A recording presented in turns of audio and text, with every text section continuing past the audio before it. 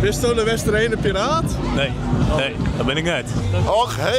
Ik ben van Jong Fries. Jong Fries, och heden. Ja. Heden. Kom ik regelmatig voorbij hè, op TikTok. Ja. Maar du bist dus een beetje de Westerene piraat van AliExpress. Nou, ik heb er nog nooit van jij, maar ik denk het wel. Du kist de Westerene piraat net. Nou, die had het bedacht. Je bent van Omroep Friesland, je mag dat wel kennen. Ja. Ik wil niet zeggen dat het concurrentie is van je, maar kom wel een beetje op de hel. Hè. Jouw te piraat is het. Samen wat zien.